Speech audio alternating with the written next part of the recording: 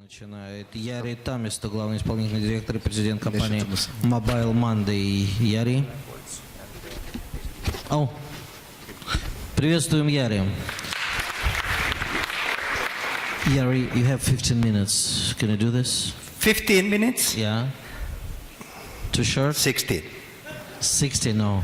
No more than 20. Okay. Deal? Yes. All right. We'll try. Еще раз приветствуем Jari. Мы просто немножко, because we just about went through the time issues, okay? Good morning, ladies and gentlemen, distinguished delegates, hopefully friends. Thank you for inviting me here to discuss my personal experience in the changing environment of the telecom industry. Are the business habits changing the ICT innovations, or the innovations changing the business habits? So running in 20 minutes, challenging, but I will try to explain in a few minutes my personal experience, why things are changing, how corporates and public offices have to change their processes in order to prosper in the future, what used to work in our industry is not working anymore, and where do we find the passion and vision to prosper. I see the future enterprises, the trends to be definite that the enterprises need to be by far more transparent. They need to work as a platform, enabler, and it creates very much demand for new type of leaderships.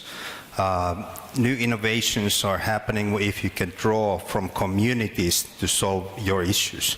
And I think this conference and seminar is a good example, bringing the different type of skill sets together to discuss and work on the issues.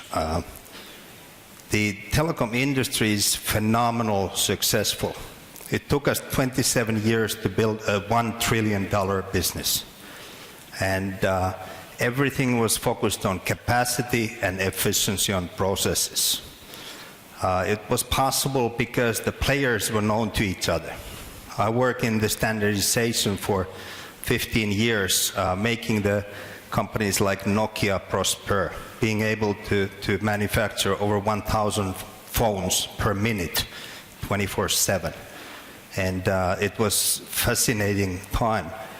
But things are changing dramatically. The operators are billing over $900 billion a year, but the revenue comes from voice and messaging, and both of them are declining very fast. And of course, we have to find new models to operate in this environment that I call wireless confusion. Everybody tries to protect their current model, but they want to tap into the new model, to the content side, the media side. The network operators try to figure out how to compete with OTT services. You have the internet companies that totally surprised the telecom vendors. The Facebooks are working with the mobile phone companies now. Same thing with Google entering the mobile first scene. And Apple, of course, dramatically changing everything. So the disruption is evident. When I was born, the life expectancy of Fortune 500 companies was 75 years. Today it's 15 years and declining. So we cannot look at the old models of operations. We have to tap into totally new things. I have last 8 years developed this trust network called Mobile Monday that we see as the sort of leading model where we can find innovations, find resources on global level. Mobile industry is a privilege of our generations. I see a lot of young people here, and I think this is a global opportunity for you. You can develop services that are global phenomenons by tapping the resources that you have, and there's no stopping at you. We just have to find new models. When I created Mobile Monday, I said I need to find locally relevant operational models. And I let my brand be free to the local chapters. And everybody said, you cannot do that. If you want to build a global brand, you have to control it. You have to give definite guidelines how your brand can operate. And I said, boring, old model. Let every local chapter develop their own logo. And this is the Mobile Monday logos. They look everywhere in the world. We operate in 80 countries, 150 markets. Every Mobile Monday brand looks different. But we got the World Brand Leadership Award a few years ago. So now we are the heroes. This is the new model of releasing, enabling people to use your own brand, engage with you. And I think a lot of the global companies are looking at this. We are able to, when we have the global reach, we are able to tap into the best resources anywhere in the world. So I was hearing yesterday that you had the hackathons here, creating some of the new services for drivers falling asleep. I think this could be global phenomenon. So we can, if you create something here, or if you bring multidisciplinary teams to Kazakhstan to work on some of the issues, they can be globally seen immediately. And I think this is the Mobile Monday ecosystem. We see a lot of companies that are working in this model already today, tapping into the other services, being as a platform. And they are the most successful companies in the industry. Of course, in Finland, we created a phenomenon called Angry Birds. It could not have been possible without Mobile Monday, because we started building the gaming industry people together 10 years ago, and they all know each other. So, of course, with the Angry Birds success, we're able to tap into all the resources in Finland and immediately globalize the brand. So Peter is my co-founder in the Mobile Monday. So I think we can create Angry Birds anywhere in the world. And I think that's the opportunity for us. We also went to ask 50 of our community members how they see the next 10 years. What are the trends that they see the most valuable in the 2020? Carlos Domingo's vision is the ubiquity, of course, M2M. I think Ericsson predicts that 50 billion connected machines in the internet by 2020. I think everybody else is even more optimistic. But augmented reality is really interesting, fascinating opportunity. Tommy Ahonen predicts that the smartphones are going to be less than $10. So it means that everybody on the globe has an opportunity to use the smartphones. The super phones will be embedded also for the human needs. So we will be empowered by improved visions, hearing, memory, etc. because of the super phones. Advertising is going to be huge. Russell Buckley, of course, sees that people will not pay for digital content. So that's one of the Angry Birds sort of realizations, that you have to provide freemium products. You have to get the profit from all the merchandising, all the IP that you create for the brands. But people expect free content. Garrett is very much into mobile advertising also. I think some of the phenomena that we see is consumerization.